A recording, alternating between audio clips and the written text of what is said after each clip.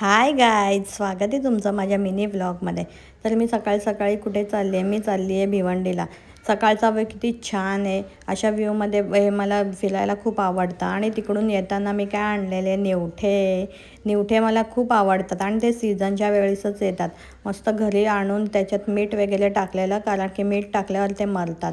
म्हणून मीठ टाकून थोडा वेळ ठेवला आणि दुसरीकडे मी मस्त अशी तुपाची खिचडी वगैरे केली.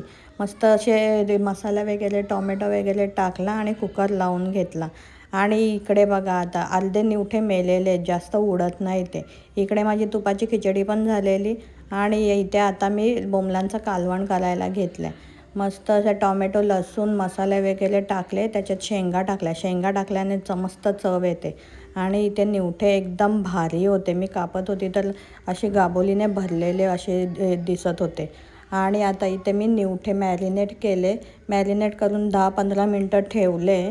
आणि आता मी तेलामध्ये टाकले. ते तेलामध्ये टाकले ना की वाकडे तिकडे होतात, मग ते उलटी करायला भेटत नाही.